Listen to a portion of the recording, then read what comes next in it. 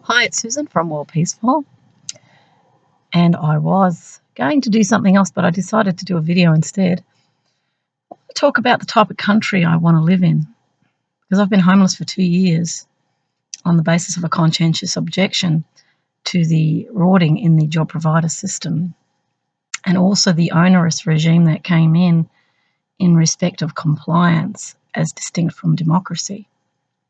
I did write a report, which I submitted to Centrelink back in 2000, and I think it must have been 2016, prior to being cut off Centrelink. I also have written letters in respect to my rights. What are my rights in respect of social security? When I look into the Constitution, section 51, subsection 23A, it asserts that citizens have the right to social security. And of course, when I investigated further, I found out that what was the state of play before under a social democratic society, which is what Australia is that right to social security is an unconditional welfare. Now, there are many perceptions around about welfare like it's a negative thing. From an economics perspective, it's absolutely essential to have a welfare system in order, well, from a very basic perspective, to ensure social stability. From a human and compassionate perspective, it's to ensure that people are looked after because we're a community. We call ourselves Australians. We come under the one flag. The national anthem enshrines within it that notion of egalitarianism, which are principles for us to aspire towards. We live in a world where our values are changing, and we are being given information on the basis of economic interests, not so much philosophical, civilization, contexts within which we decide who we are in relationship to what is happening in our world. I spoke up because I could see I was losing my democratic rights to say no to a job provider system, which was a private-based system. It's not a government system. It is subcontracted from the government. There are public-private partnership deals. The job provider system is a system of organisations who are claiming money from the government in response to statistically getting people into work. They set up activities which, in my view, were not going to advance that objective of getting work. Some of them seem to me to be just activities to get you to come into that organisation in order to say there was contact. From my perspective, the job plan was not a mutual or equal scenario where I'm sitting with a consultant, they call themselves. It could be a coordinator, you could call them anything really. And that person lists these activities and you're expected to sign and give consent, and that's contract law. So basically they need your signature in order to validate that an agreement has happened. But the problem with a social welfare type system is this is not a business deal. From a recipient's point of view, they need money to survive and they feel coerced into signing that if they don't sign, they lose their right to social security. And this, of course, is the ignorance in which we all are existing. We don't know our rights. Australia, unlike the United States, doesn't have a Bill of Rights. The whole point of a Charter of Rights or a Bill of Rights is to make very clear what is appropriate and inappropriate conduct in respect of people. It's to ensure the safety of people. It's not about a jostling, competitive, power brokering situation where the more powerful seek to take the power away from those who don't have the monetary wealth, which is expressed as power. It is supposed to say that we're in a democratic society where If something's not right, you have the right to speak up. And this is what you would expect in any sort of group. If we want to get along, if we want social harmony, then people have to have the opportunity to speak about things that are happening to them personally and raise those matters, but as equals, because egalitarianism is the mainstay of the Australian psyche. I grew up with this. My father had it very deeply embedded in his mind, and so does my mother. We all shared that notion that we were in a country where everyone was treated equally. And of course, we do know that that's not happening. And I think I'm not alone in expressing this. I think a lot of Australians are very concerned with the changes to our country, of which there has been no referendum. These systems and legislations are being changed. We also have great concern about our leadership. Who are they? How do they get in? The power brokers behind the scenes who are selecting people, because we're not selecting people to even stand for election. There are others who have influence. And of course, because we're in an economic system which is based on money or wealth or assets, they have a disproportionate say over the majority of the people. And because they're not living amongst us, they're living in their own worlds amongst each other. They all know each other. They're on boards. They mix socially. They share ideological principles. And they see the public generally as an economic consumer. They don't see us as participants in the governance of our own system. Of course, officials technically were elected to represent the people. But if we're not genuinely having a say, and you can tell that's true because at the ballot box, it's not like you get a questionnaire which gets you to say, well, what do you think about, healthcare, current healthcare system, let's say Medicare or Medivac they're talking about. Do you believe the current Medicare system is fulfilling your expectations? Do you strongly agree, neither agree nor disagree, or strongly disagree, or I have no opinion, so it could be not applicable, you could put in there. So you circle one of the numbers. This is market research. Thinking about our primary education system, do you believe that the primary education system is fully meeting your expectations? Strongly agree, and so forth. You might then say universities. You might then say, okay, let's look at the federal government. Let's rate that. Let's look at state governments. Let's rate that. Let's look at corporate involvement in government. Would you say it's neutral? Or, you could go through and list out a lot of things. What do you think about corruption? We could go there as well. Now, that's what in my view, a democratic system would have at a polling booth, would have a questionnaire where you actually get to rate on the subject matter. And you'd then have a section in there to say, is there anything else that you feel is important in your representatives? What are you looking for in leadership? What is that profile of an excellent leader? What sort of qualities do they have? That's what I would do if I was in power. I would actually have surveys at the polling booths. I wouldn't use digital because it can be interfered with, and I'm concerned about this ability to hack in to that digital reality. I don't subscribe to the digital transformation because I think it exposes everyone's data to other parties who are not Australian. They pass it on to others. You don't know who they're passing your data on to. It then enables them to target you. It means you lose all privacy. And if I was voting at a polling booth about privacy, I would say I want all my privacy. I do not give any consent to a IT company, a iPhone telco, gathering any of my data.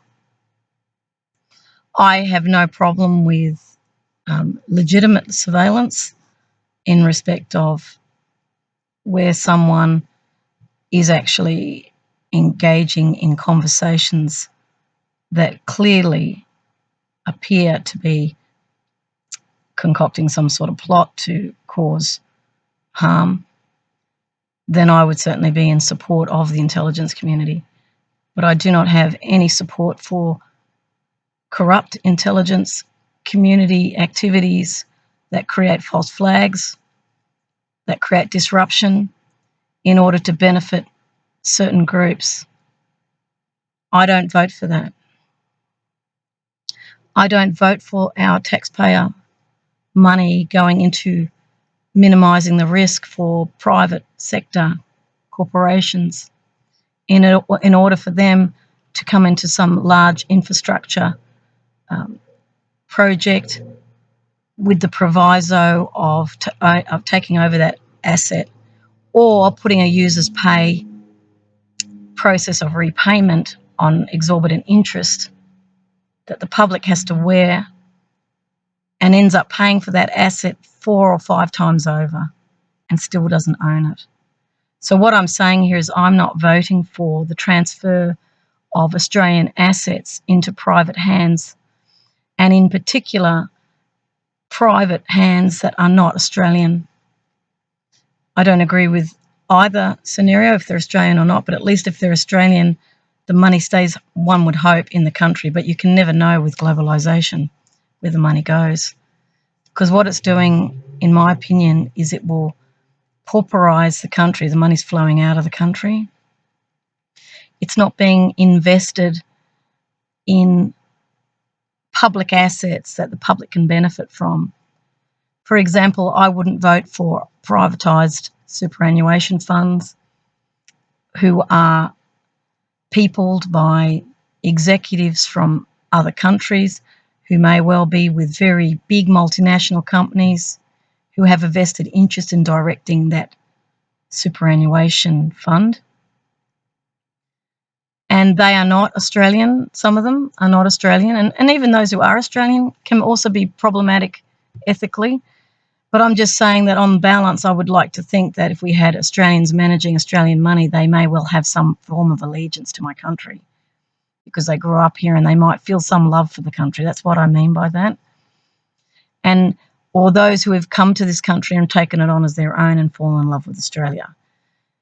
Because if you don't have that feeling for the country, you're not going to care that money's being extracted out of that country and flowing somewhere else, because it's all about the highest yield.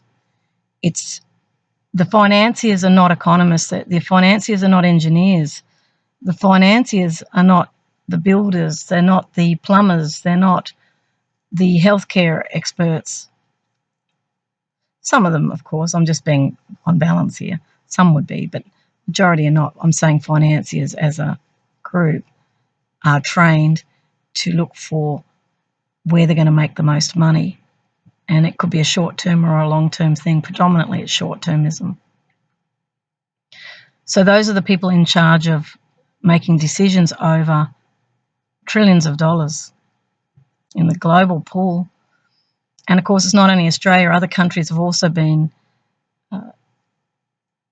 investing in the superannuation, and it's a forced investment. In Australia, we were told, this was under the Hawke government, I remember, that under the accord system, which we had here, they were trading off wage increases for superannuation being diverted into these funds. They also said that people had to fund their own retirement. Well, I don't agree with that. If I was to vote for that, I would say no, the government should be ensuring that the elderly in this country are completely looked after, and that their retirement age is younger, not older. I don't at all agree with people being forced to work until they drop. That's a form of slavery, and that's not what Australia is about. This is to advance Australia fair. That's our national anthem. It isn't fair to have people working that hard. I can remember sitting in Centrelink years ago, because I often talk with people, and I met this really lovely woman. She would have been mid-60s. She was a cleaner. And I looked at her hands and they were worn to the bone. She was exhausted.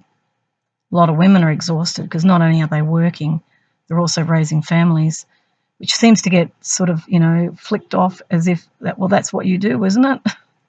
No, it's hard work. For those who do it, I haven't done it, thank God. But I've witnessed it and I see the exhaustion in the women. There's no doubt about it. They take on all the responsibility.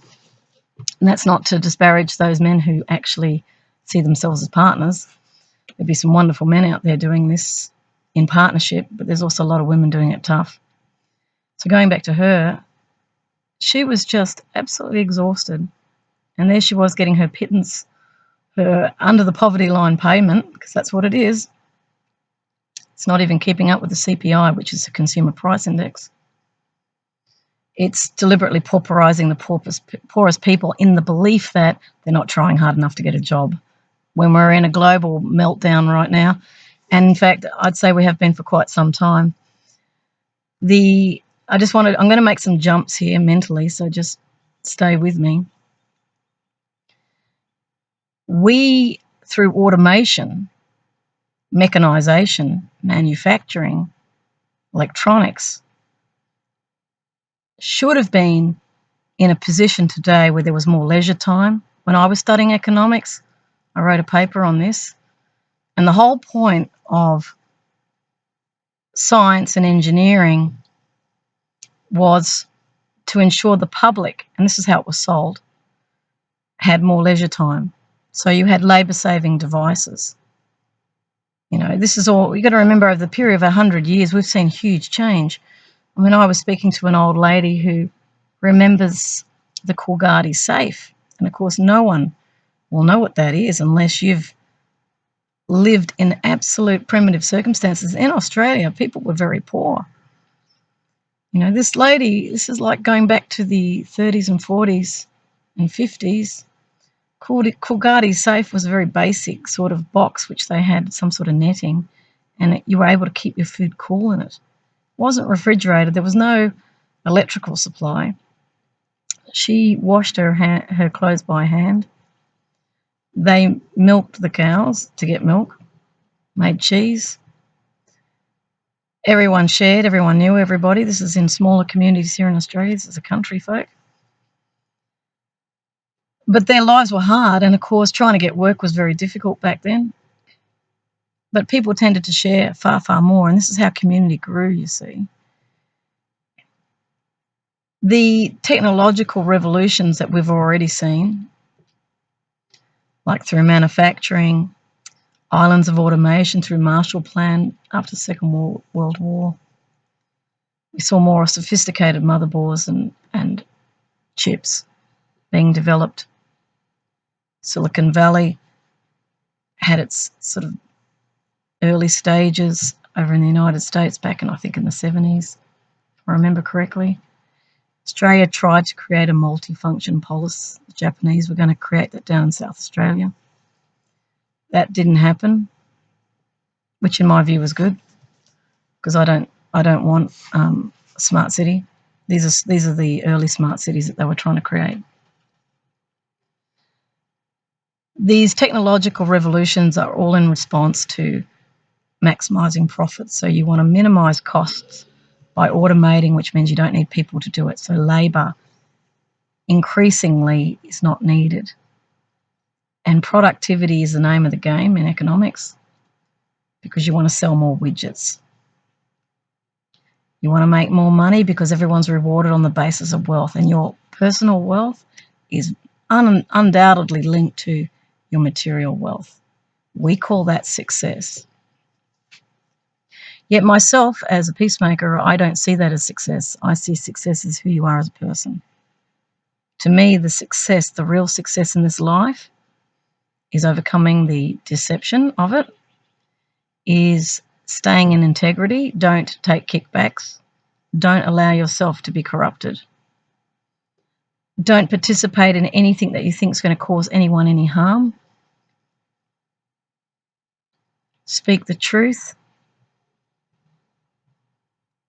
And you do that out of a respect for that other party who you're speaking the truth about, because they're not going to learn anything if you keep it all silent.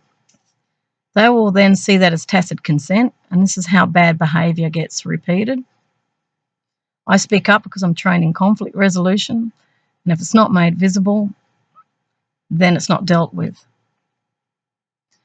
The type of society I want is where people call a spade a spade. In other words, be honest.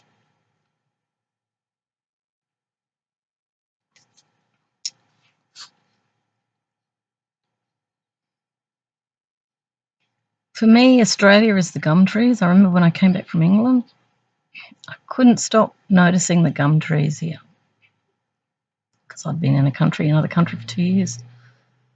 I miss the kookaburras, kangaroos, saw my kangaroos. Woohoo.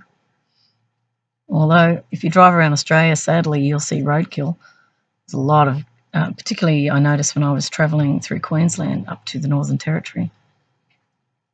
There was a particular stretch of highway where I saw thousands of dead kangaroos. So I'm just bringing that in because it's the yin and the yang of it.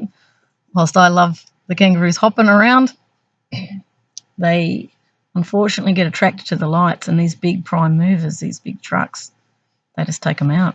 I don't know why they don't send some sort of sonar out or something that the kangaroos can pick up on that would scare them off the road, because this is the only country in the world that has kangaroos.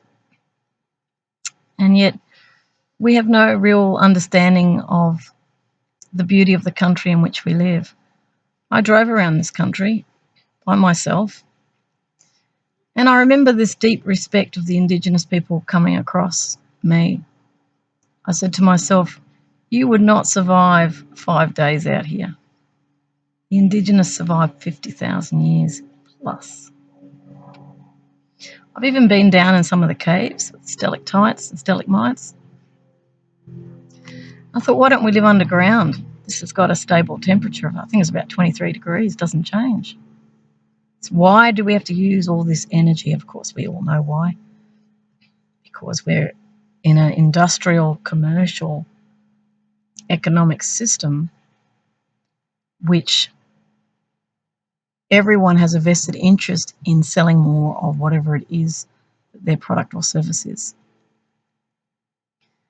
The coal, the oil, the fossil fuels, they're called fossils for a real reason. They are ancient. They're being extracted out of the Earth's crust. Nobody ever talks about, in respect of oil extraction, of weight displacement. When you think of the billions of barrels of oil that are extracted from the Earth, from the actual planet itself, then they're transformed into gas. We have petrol, we have oil in our car, we have plastics. So that very heavy volume of liquid oil, which is the remnants of forests, is transformed into gases. Now, how does that affect the axis of the Earth? Nobody thinks about that. Why do you think the Earth had a layer of oil? Why do you think it existed? Why do you think it had coal? Coal's a natural filter, filtered the water, didn't it? Most people don't know that because we don't talk about these things. We just consume. Our job is to consume and not ask questions. And yet we're free. We were born free and we will die free. You might not think you're free, but you actually are. You're free to think whatever you want. Free to explore this life. You can't get it wrong. If you don't follow your own heart, you then follow the crowd. And when you follow the crowd, there's something within you that's never happy. Because they say the betrayal of self is the highest betrayal. You've allowed yourself to be influenced by other voices and not followed your own calling. I did follow my calling. I dreamed I was teaching peace in 1998. I was a market analyst prior to that, and prior to that I worked in 400 companies. in every industry you can imagine. I've worked in foundries, banks, I've worked for the government, I've worked for unions, lawyers, pharmaceuticals, even the big poster makers like the billboard makers in London. I've worked for satellite children's channels. I've worked in the City of London. I've worked in hospitals, cancer clinics. Where else have I worked? I worked on a submarine base. I worked for Christopher Skase for some time, who was famous here in Australia for corruption, funnily enough. But I was he owned networks, TV networks, and it was very interesting. I never forget going up to the top level. It was a spiral staircase, and funnily enough, he had Egyptian artifacts, the real deal, and he had butlers up there, and I just went, oh God, cut above.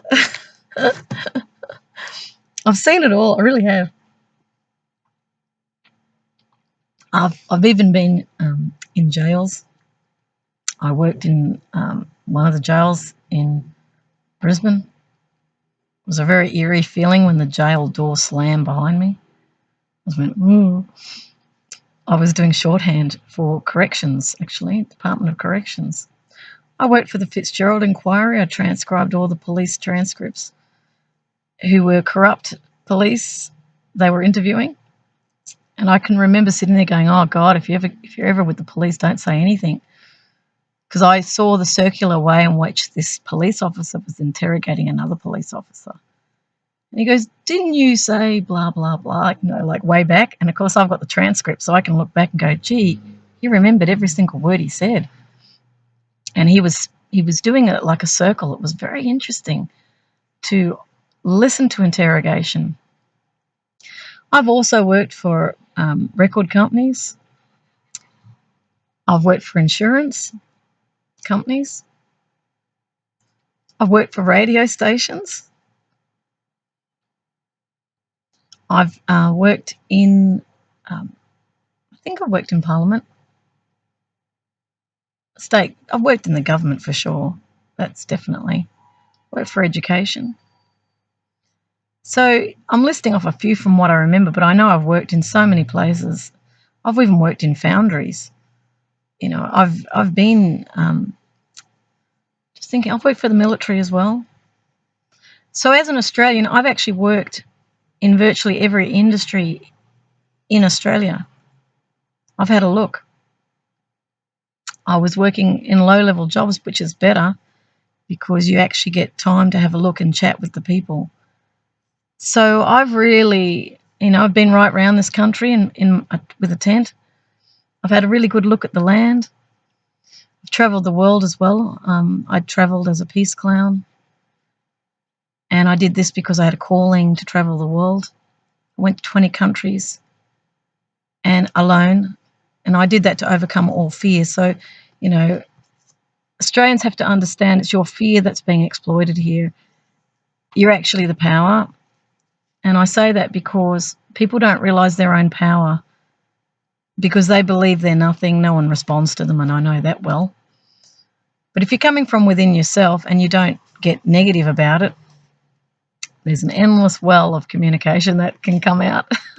Of course, I'd hate that because I want you to shut up. It's like, will you stop writing that?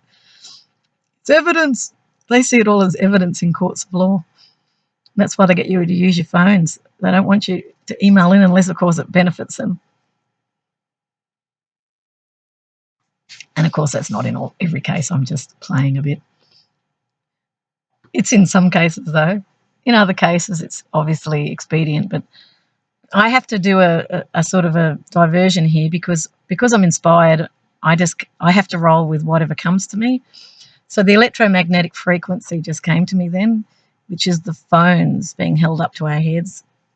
There is definite evidence to say that it causes brain cancer. I can put the links to this page, but there is a growing movement of doctors who are alarmed at the electromagnetic frequencies coming out of the phones, out of our computers. I think it's more in the phones, though. The cell towers, we've got the 5G, that the cell towers will be lower, more direct, what they call waves. They're short, sharp, very jagged waves, but they apparently don't penetrate buildings or people, but they are very good for downloads. Like, they have very high download. But there's massive health effects, like damage to the DNA I'm reading about. And I will put the link so that you can see who's talking about this. I was horrified to learn about it. People get anxiety and depression too, even if you're close to smart meters. Some people are saying that the fires can be started with those things. There's also the issues of the gathering of data of people's movements in their house. And they have SIM cards in those smart meters. And the SIM cards are the same as what you have in your phone. But they gather the information. These are foreign companies. They're not Australian. So who's gathering what? You want to do some checking on the boards. The boards are the best place to go to if you want to find out who's running the show. So the smart meters, I've even noticed with the smoke alarms, there's a little red light that flashes, which looks to me like movement sensor. So then they know where you're moving in the house. I don't want that sort of surveillance. So going back to my voting, I definitely vote no surveillance of innocent civilians and data gathering of our day-to-day activities. I also say that as a market analyst. My job in market research was we used to film people in shopping centres, in supermarkets in the UK. This was at the time more leading edge back then. We would intercept people and interview them about their behaviours in respect of consumption, what they're buying, how often they come, their age. We call that demographics. We were interested in what they purchased, where they looked. So I've come from that sort of expertise where you're really looking at every single thing that they're doing. We weren't necessarily looking at what they were wearing, although, so analysts, we're going, okay, how many footfalls? How many people walked in this section of the aisle? Where on the aisle did they look for the product? What was the shape of the product? What was the product? What was the price of the product? This is analysis being done on consumer behaviour because we're in an economic system which wants to maximise profit.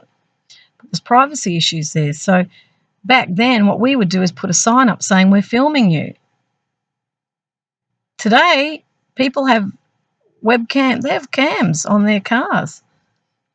We've got multiple cameras at lights. This is not just speed cameras and, for safety or supposed safety purposes. I'm questioning that as well. Well, let me just say I don't vote for speed cameras being used to raise revenue for corporations of apparently which the police have become. I also vote for transparency to know what public bodies have become corporations. I want a listing of them so that I know they've got a profit motive. They're not just being funded by the government to provide services at cost.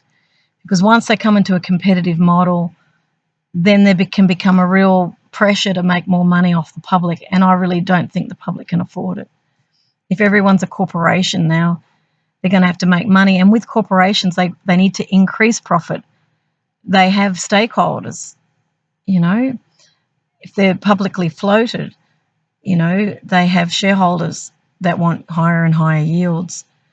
So rather than price coming down, which was the whole idea of automation, was to actually make everything cheaper, prices keep going up because they want to make more money for those stakeholders, rather than the public owning the asset. And really this is the way I would do it, is I would say the public owns the asset and they get increased yields every year. So that seems fair to me if we're going to, and it would have to be corporatized in the sense of always a controlling interest. We used to call it the golden share in economics. So the government always has a controlling interest because it represents the people. So when you privatise things, this is in the public interest. We need to know what's being privatised because we lose a say over it. It's no longer our asset. And I'll give an example of where I was first alarmed was when Telecom, which became Telstra, was publicly floated. There was no referendum on that. It's a public asset. Now, this is a particularly important one because all our telecommunications were filtered through on landlines. We mostly had landlines in those days, no mobiles. In fact, there was no mobile, the big chunky mobiles. I remember the really big ones that we had, but that prior to that, it was, telephones. I remember my number. It was 812289, and that was our phone with a cord. Young ones wouldn't know anything about that. They were great, and you used to have dial. You dial it 8122, or you could, if you went out bush, they had the phones. Just putting my copy down, where it's hooked, and you've got a mouthpiece, and you'd put it up to your ear. I also remember the PABX switchboards. We used to plug in I used to patch one call to another. So I worked in hundreds of companies. I've done lots of stuff. So telecommunications is critical. Now, there's great tension around the telecommunications because I'm going to bring intelligence into this now, the Five Eyes network, which is now becoming the 10 Eyes. It's starting to look very scary. There's a lot of eyes. I just get all this image of a beast with lots of eyes looking at us. Edward Snowden raised that issue. You may want to look at his film. But the thought of them staring through my computer, at least I'm staring back at you. So the Five Eyes, the signals directorates, I remember in Deakin, where I lived not far from there when I was a child. I lived in Carew. And we used to go past Hughes and Deakin and Hughes. And there was the telecom exchange back there, which later on, I noticed it's growing. It looks more of an intelligence operation now.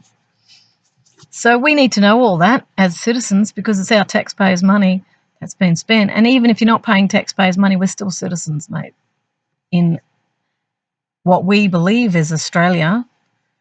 And if it's not, if our country has changed hands, I want to know about it.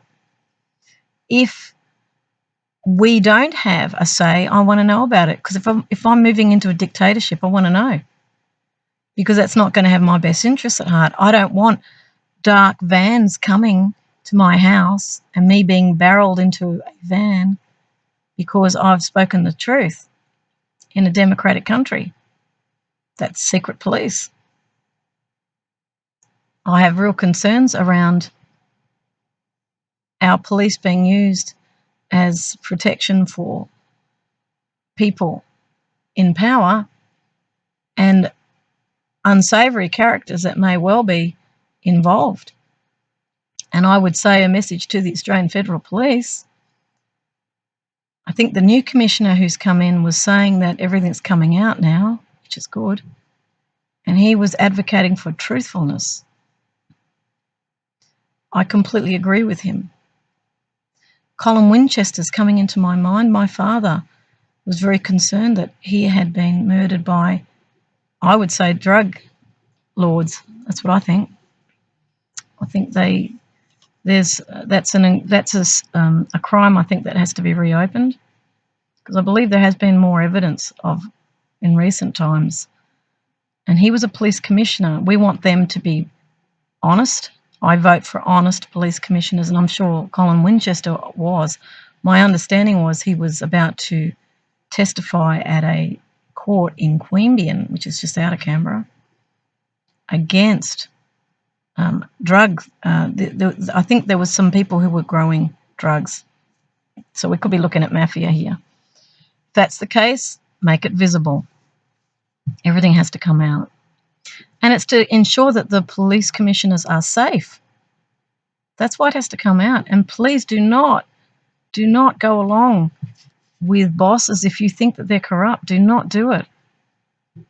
Advance Australia fair. Think of your country. Think of the people. It does matter. And I want to add to this by saying on a spiritual level, what you put out comes back. And I've said this many times and people go, oh, what's that mean, We are spiritual. What's spiritual?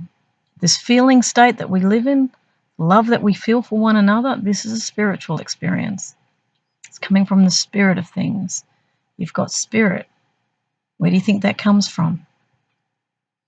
You get this great feeling around something. You go somewhere and you go, you know what? I've been there before. I just feel deja vu here. This is weird. Or you might think of someone and they ring you. This is the nature of how interconnected we really are. Some people see spirituality as religion, and that's fine. You know, have a philosophy around it, fine. If it's to love one another, great. But I can tell you for sure that when you're really in alignment with spiritual feeling, you will never hurt anyone. You will never rip anyone off. You will see yourself in that other. Now, not everybody thinks and feels in that way. Others just think it's all about me, and they go off and get as much as they can, and they really don't care about others.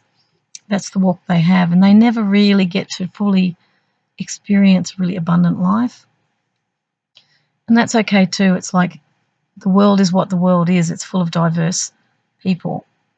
And it's not for me to tell everybody, you know, be highly ethical, even though I would highly encourage it.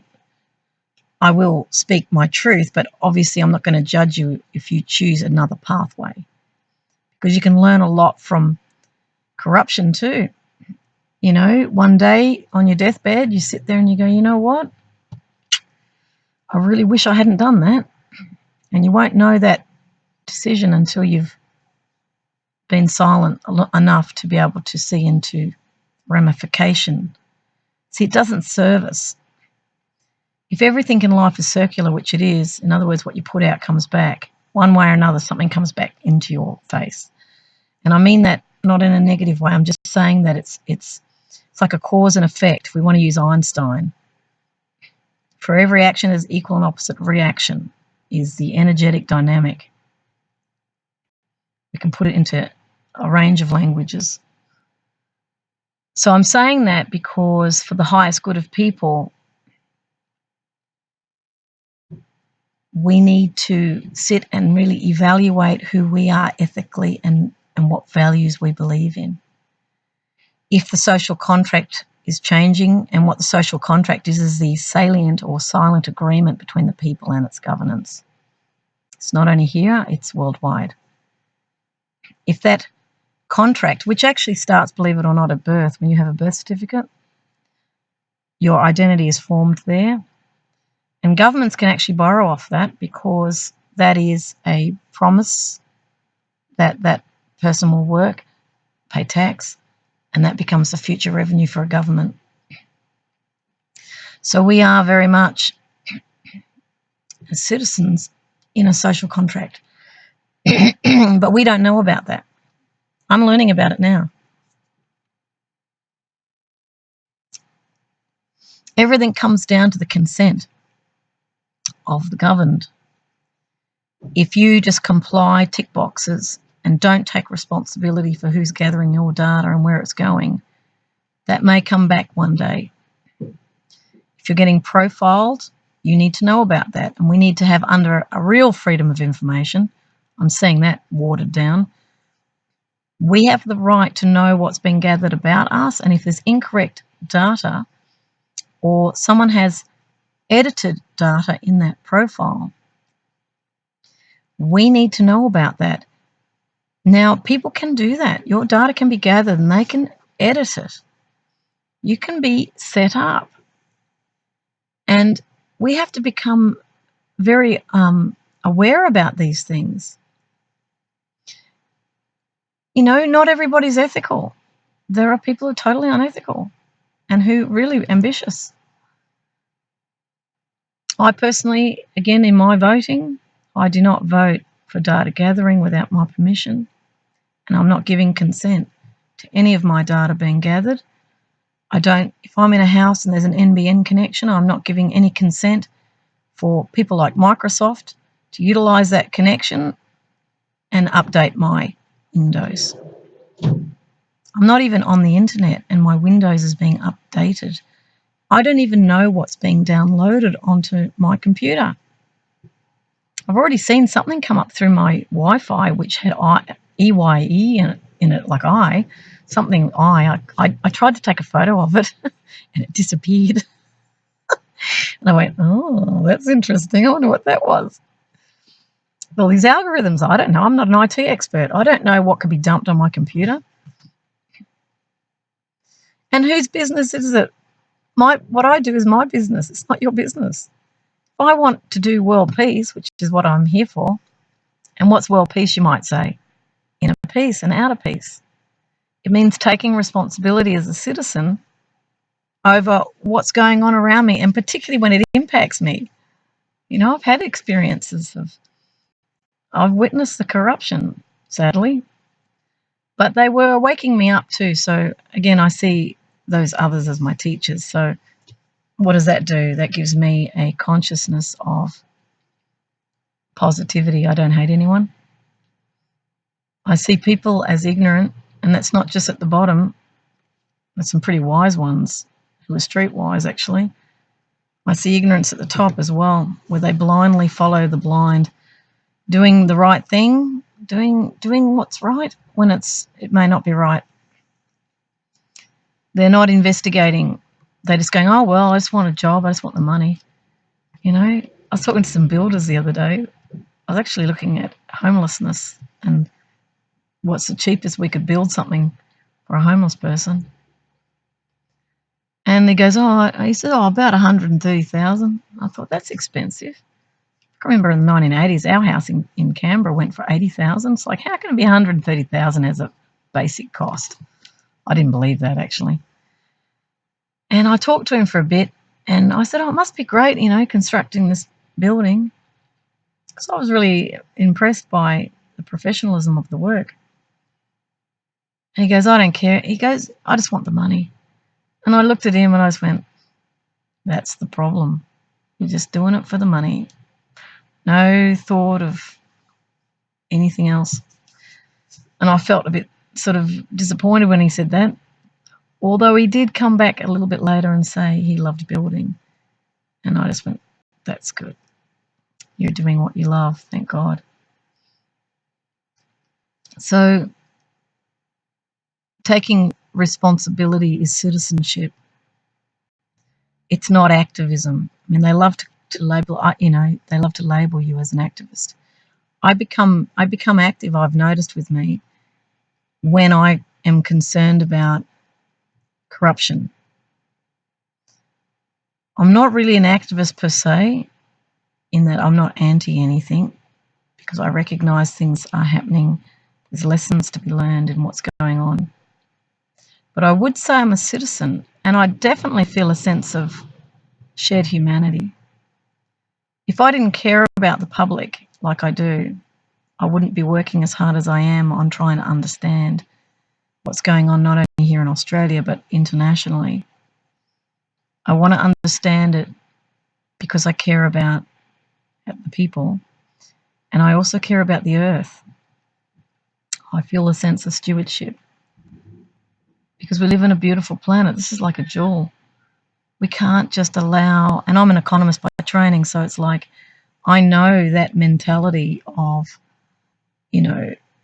extracting, value adding, marketing, profit maximising, tax minimising that's going on, because they see their vote as power.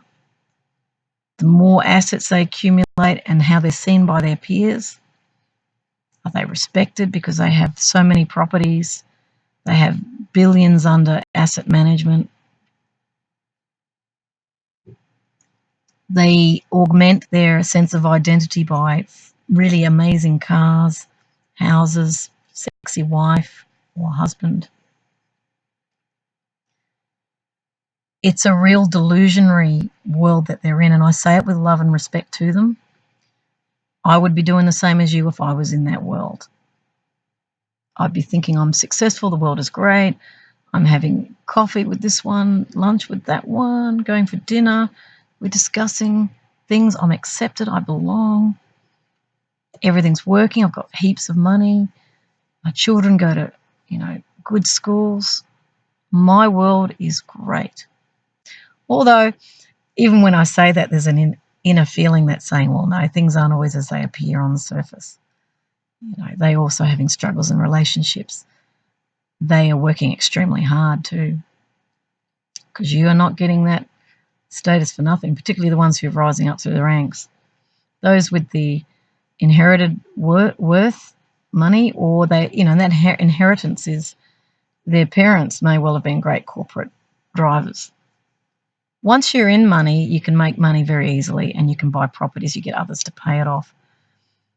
But the making of the money, when you're at the bottom rung, which is where I am, and I don't mind being at the bottom rung in the sense of integrity, I'd rather be there with all my knowledge and experience, living an honest life and a simple life, not extracting too much from the planet, than living the high life where I lose myself in the decadence of it. I'm not interested in that. I want a real life. I want an authentic life. And I have a great trust in this higher power as well. It's not a trust, I feel great love. And to me, that is the greatest wealth, is to know that there is a spiritual life here, that we don't end at death, that we go on, and that we're here to learn things. We're here to discover ourselves.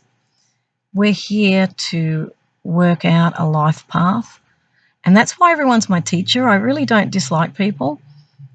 That other has come to go through, I'm thinking of one in particular, let's say a high-powered job, and I send him great love. He was one of my greatest teachers for sure, and I notice he's expanding his empire. I'm just going to go still on him, actually, because I have a little message for him. He knows who he is, because I know that they're watching my blog. So let's go still for a little bit.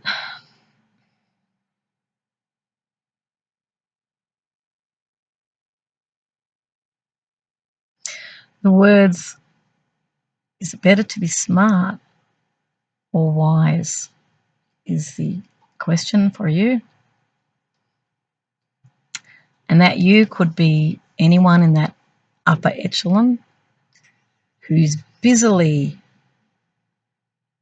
organising things in such a way to implement a technocratic future. We hear out of the United States, future ready. I suggest people investigate what future ready was about. It actually came under Clinton and Bush as they passed legislation to bring technology into schools. As I've said in my previous videos, it's very problematic for the neural networks of the brain of the child. Also, we've got issues of profiling from the cradle to the grave, full spectrum dominance issues around unrestrained IT access to every individual and ensuring that every individual has to transact online so that nothing is lost. As Malcolm Turnbull said to Tony Abbott many years ago, and I never forgot that moment, there he was trying to let Tony know, nothing is lost, Tony. And he was talking about the NBN. That's why I have concerns about if I'm in someone else's place, I'm not giving consent to my data being taken. So being smart or wise is the key point here for those who have huge investment in this. What is the difference between being smart and wise?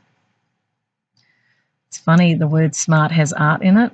So creative accounting, creative means subterfuge to roll out things in certain ways that appear to be for the public good but may not be, because we're not really looking at the externality of that rollout.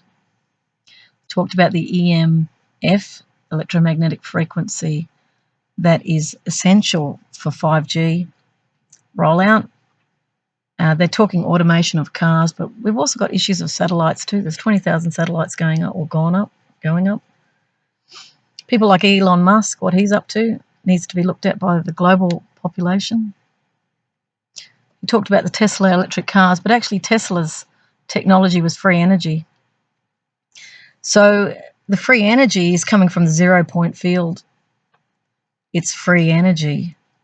endless, non-polluting, non-meterable. JP Morgan shelved the patented Tesla products, and the US military got them later, apparently. Tesla died I think he was on the 10th floor of an apartment building in New York. He was from Europe. He was very, very enlightened. He had flashes of knowledge coming to him. Same with Buckminster Fuller, I found out recently. He talked about working for 100% benefit of the whole of humanity. Buckminster Fuller talked about spaceship Earth, seeing the Earth as a spaceship. He was the one that created the geodesic domes, which Pine Gap has here in Australia. They look like golf balls. And it's funny, Devil's Marbles comes to mind because I remember seeing they were like rounded rocks not far from Alice Springs, on the way to Alice Springs. It's in the Northern Territory in Australia. And they were all these rocks all piled. It looked really weird because the Australian landscape, when you're coming down towards Alice Springs, it's all desert. You know, you have a little bit of salt bush. But I remember Devil's Marbles, there's all these rocks. It was like, what? It's like something dumped them there. Apparently it was a female dreaming, Indigenous dreaming, women's business, I believe. Could be wrong. But yeah, I sat on top of those rocks and I could see the smoke billowing up from little fires. See, even when you're driving along the highway there, I think it's a dirt highway, there's a lot of burning off that goes on. So you could have flames on either side of the road. It's pretty wild. So anyway, that was just a quick diversion. Geodesic domes. People, I'm thinking, because I'm contemplating homelessness, being homeless myself, eco-villages off the grid for the poorest of the poor who can't access homeless services, because if you're not on Centrelink, you can't access. I found that out. Which means you're, in a sense, cut off the entire system if you don't comply. And I can't agree with that because I'm into democracy. So that's the way it goes. I just can't. I really believe in democracy. I think everyone has a right to a say. I don't want to live in a dictatorship. End of story. For me. And if it means I live in great poverty, so be it. I'm going to live in integrity one way or another. The higher power will, I believe that you just have to trust in life. And that's what I'm testing with my own life. So far, so good. But even if I died tomorrow, I'd still be happy because I've done a lot. If you go to my website, www.worldpeacefull.com, and that's Full, full. You can also go to Pieces Our True Nature, which is my blog. And there's another one, which is Peace for the World, pftw.worldpeacefull.com. So it's a HTTP, colon / Peace for the World. It's an acronym, pftw.worldpeacefull.com. And I'm blogging things in the public interest now because I've got the time to do it. I feel very moved to do it because I believe we need to be informed. I believe that we need to restore democracy. We've not really lived it. See, in the corporate scenarios or business scenarios, people tend to work in hierarchy where they do as they're told. So that compliance framework really has been the norm in business. They did restructure business a little bit by, trying to break down some of these hierarchies. And they used to be very strong in government too. They still are bureaucratic hierarchical structures. They brought them down to units, business units. This is when I was doing business strategy. So I had all these business units. So they tried to delegate authority down, spreading the decision-making, because I would imagine at the top it's hard to be responsible for everything. So you've got to delegate it. And this is how we all learn a bit of leadership. So these hierarchies is where we've learnt to just do as we're told. But we're in times right now where you have to actually start thinking for yourself and you have to question things. But I'd say to you, don't fall into fear around it. It is a trajectory that you can see has been formulating. There have even been plans way back in the 50s where there have been these designs to control the world. It's not a new thing. New World Order, NWO, is a sort of a narrative that where they are trying to exercise control of everything. And what I say to them with great love is, and I often laugh when I think this because immediately the parent and the child comes up. It's like, good luck with that one. I've never seen a parent been able to fully control their child yet. Some talk about transhumanism, fusing technology with humans. You've still got the spiritual aspect, which you're never going to be able to contain. And no matter what trajectory this goes down, love is the answer. We all want it. We all are it. We are, yes, going through transformative changes, but not in the way that those in those higher positions of power, it's not going to unfold the way you think. We are waking up as a collective. The populace around the planet is waking up. And what's really alarmed everyone is the corruption, dishonesty, the restructuring of legislation to disempower the public. And what appears to be this conflict with the public, which I found incredible, and there's some of the paranoia around intelligence operatives who see the phones as a great threat because people can upload images immediately. And yes, you're going to be made visible. People will do that because there's 4 billion people on the planet. And again, it's very much a Gandhian sort of scenario where Gandhi was up against, what was it? I think it was at the time that he was around, it was around 4 million people, which is very small in India. And he was talking about, 2,000 British, or maybe 20, let's say go up to 20,000. I can't remember the stats right now. But I remember it being, how is it that 4 million can be controlled by 20,000, let's say that, or 2,000? If that majority don't want to be controlled, that was gone. And I mean, we're playing this out again. It's like, when do we learn that it doesn't work? And he himself, if you look at I highly recommend those at the top, look at Gandhi's movie, Richard Attenborough produced that film. David Attenborough's brother, the great David Attenborough, who's the environmentalist. I actually met Richard Attenborough.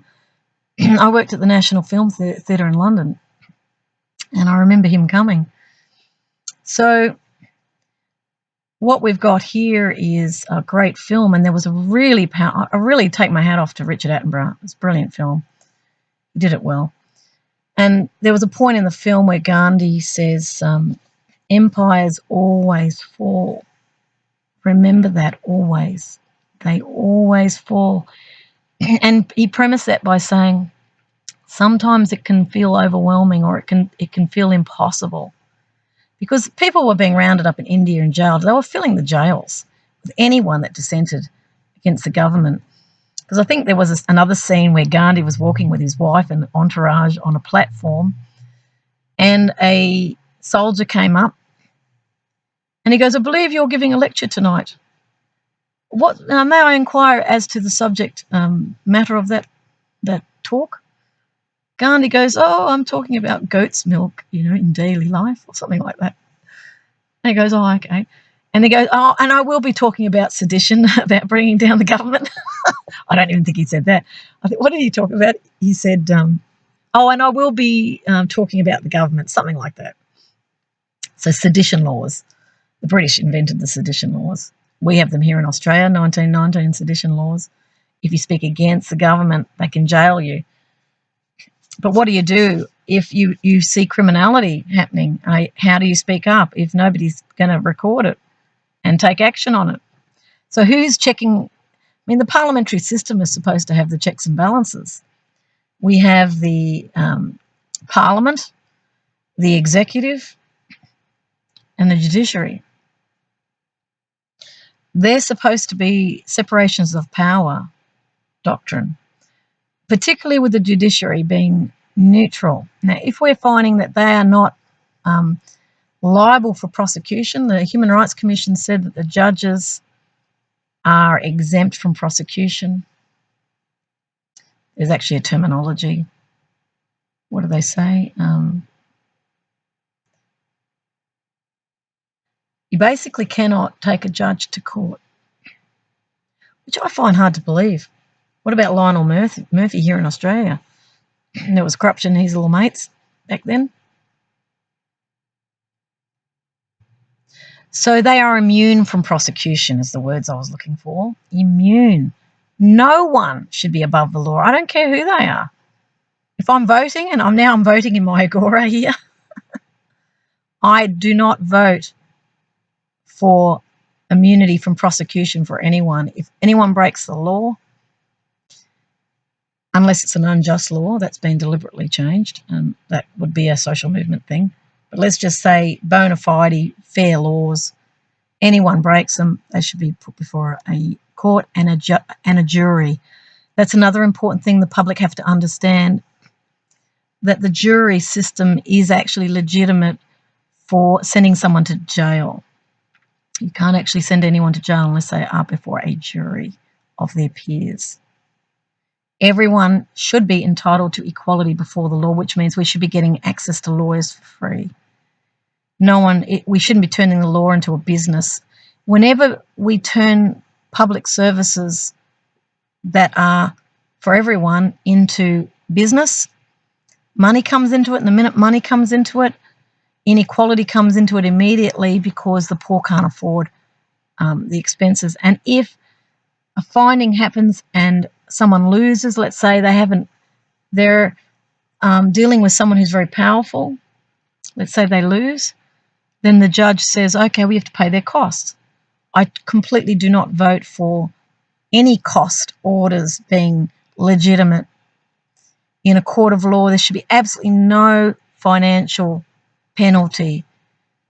If that person's got the power to electronically surveil or set someone up, there's also the legal language that the mainstream don't know.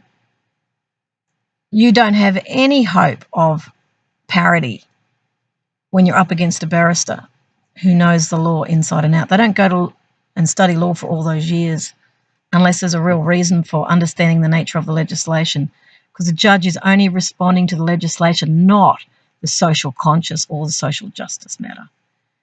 And yet the healing in people occurs when the social justice is applied, a fair principle where there's resolution of the conflict.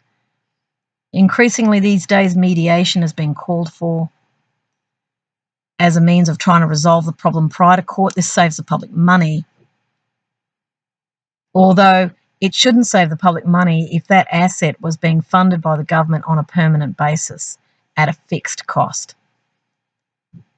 We also have to look at the cost of those who work within these judicial systems and look at what's fair. I think the whole thing should be completely reevaluated on what we pay people. Is it really the best thing to pay accountants the most money or politicians the most? Well, they're not. It's actually the corporate CEOs that get the most.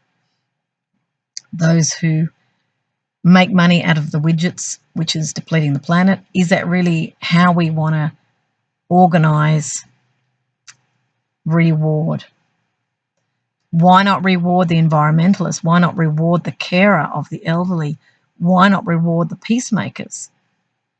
Why not reward the conflict resolvers? Why not reward the teachers? The parents, good parenting. We need to really rethink the values that we are giving power to. Values changes everything. I've come across characters who don't have any values. because they're in a lot of pain and they've suppressed all their emotions. I've actually witnessed a character like this. He feels no empathy for others. Everyone is to blame for whatever happens to him. So he doesn't learn because he doesn't actually own that he's creating his problem.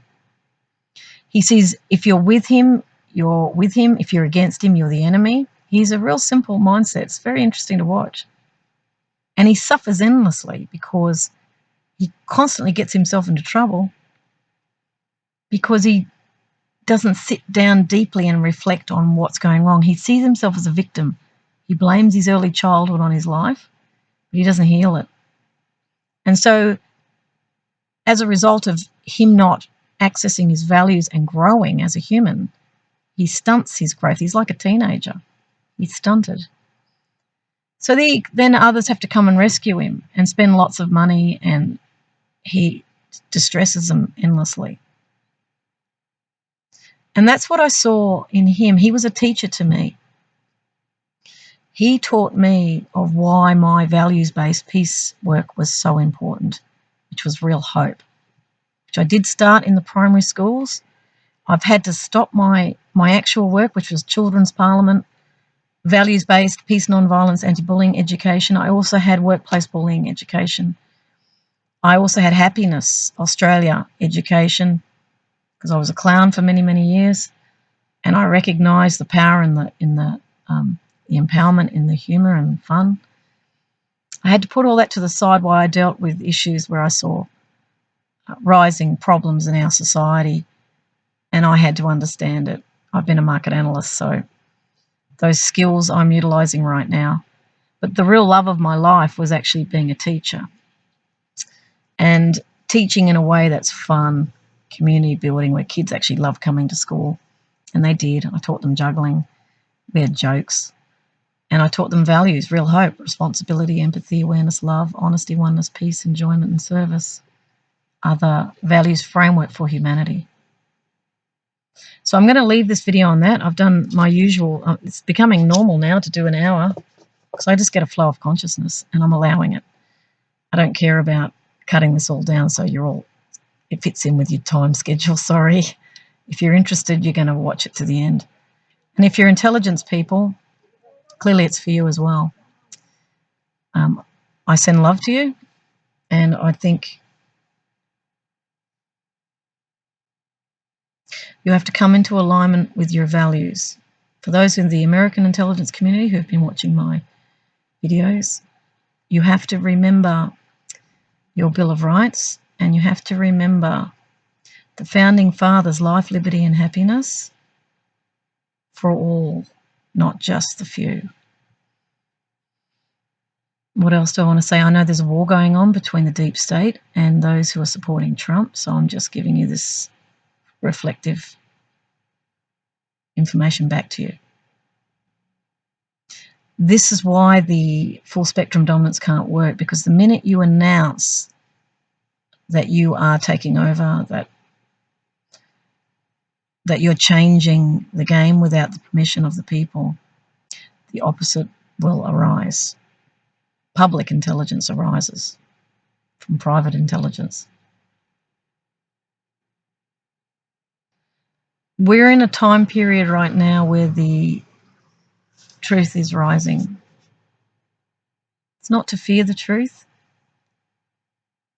It comes from a base of great love. Truth always does. And certainly the way I feel it, it's making everything transparent and visible so that you can see. And that comes from my loving you. I'm not a great believer in concealing anything.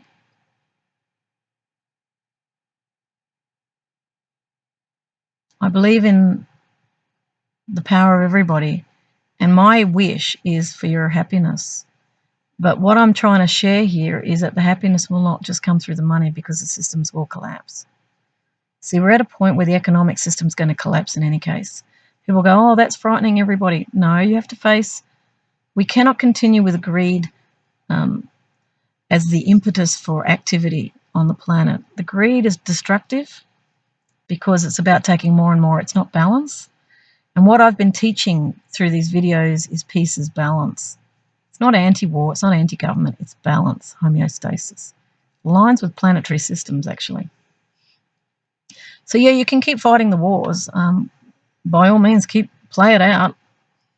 But there'll be nothing at the end of it. And even if people decide to go off planet, which they're talking about, even in their little lifeboats,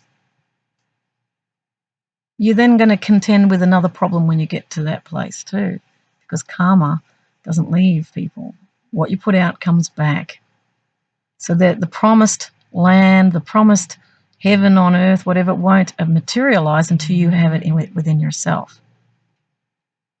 And what that, for want of a better word, I'll use the words heaven on earth. It's really peace on earth. That is only going to come when you find love for yourself and when you look at others with great love. And then you look at the nature around you. I'm looking at the trees now and feeling this deep sense of humility and gratitude for what we've been given, and we've been given everything. This planet is fully abundant. The scarcity mentality came in through economics. It did that so the prices could rise, so the few could benefit. But the world's waking up now. We can see the inequality of it all. And it is what it is. It's been passed on from father to son, now mother to daughter.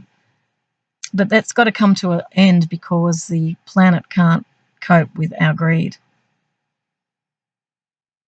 And sustainability is not smart cities. Sustainability is living where need equals want. It's living in harmony, in humility. Hence the meek inherit the earth, right? For those who are in the Christian vernacular.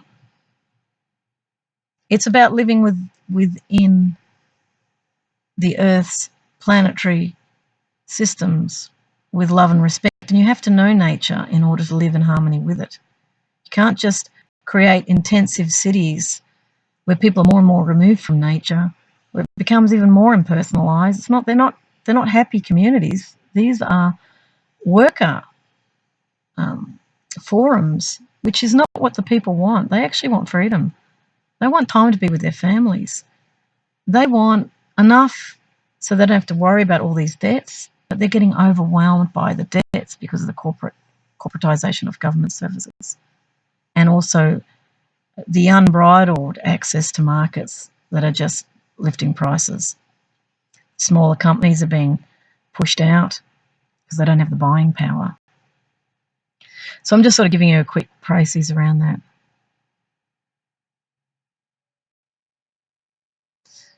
The words, your happy destiny is unavoidable, come to me. I don't think this is a time of great change, and things that we were used to and are comfortable with are going to fall away. And I can say in my life, since I've made my stand for democracy, I lost my home. I was evicted, which was interesting that happened. After 2 years of surveillance, I was evicted. And it wasn't because of anything I'd done wrong. The argument from the council was that they were putting a pipeline under the railway track right next to where I was living. I was living in a converted garage, and they said that it was an illegal dwelling. Yet it was a home for me, and I loved it. And I became homeless as a result of that decision. And I wonder of the influences behind that decision. But nonetheless, no hard feelings. It is what it is. So I had to then go out and live my life where need equals want. I can't go to nightclubs. I can't go to restaurants. I am sitting in my car on the internet because I don't want the NBN taking my data. So I'm sitting in my car doing this because this is a place that I know is private. To some degree, cars keep coming in.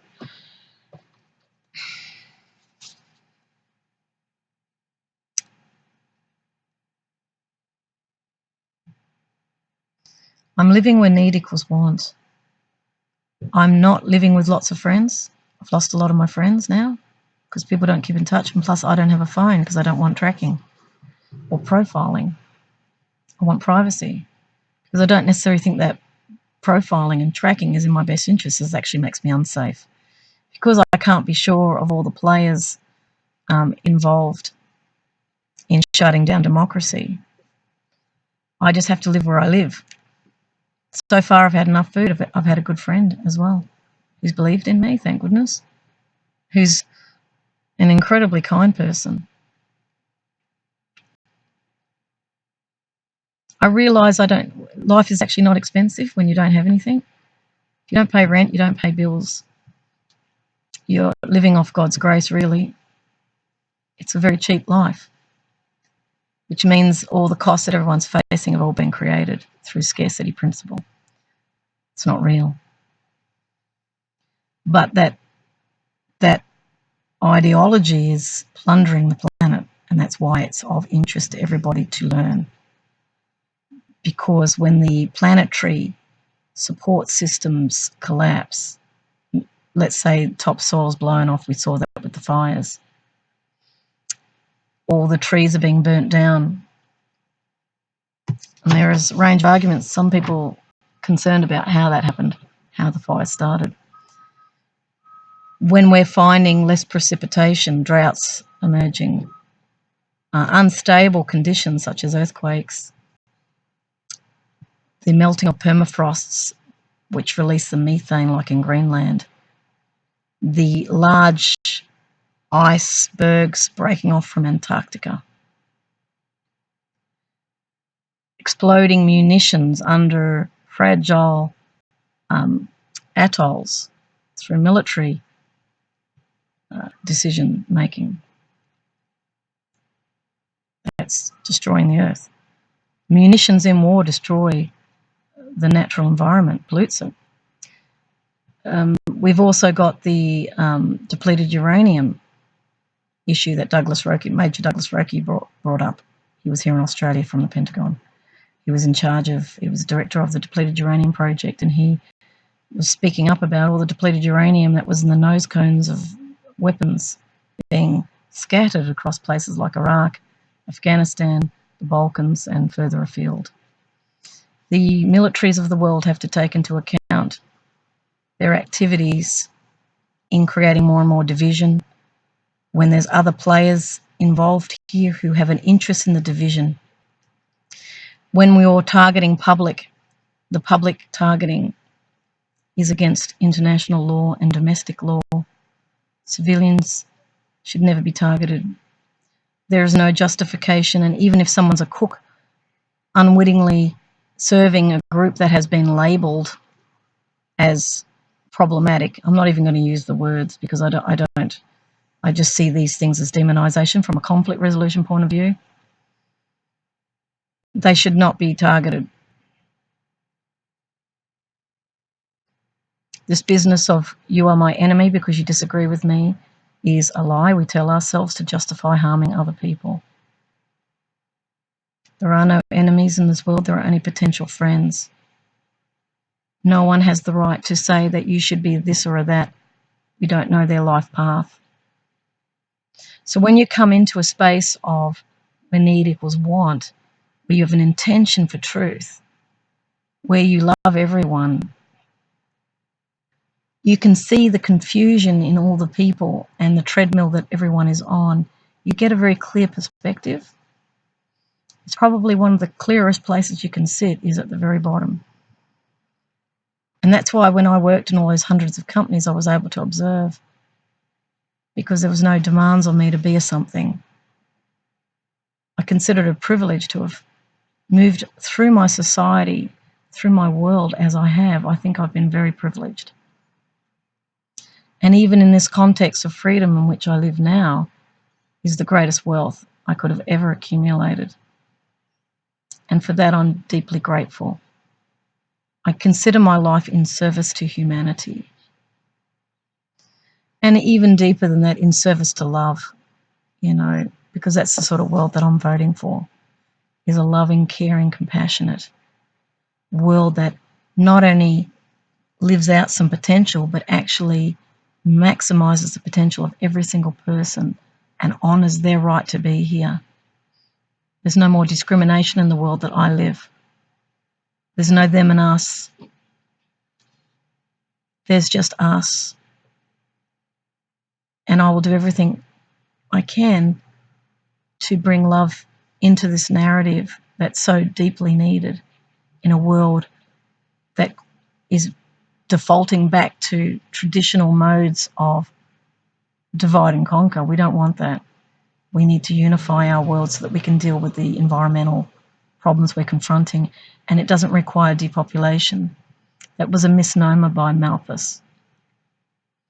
It requires living in harmony with the world.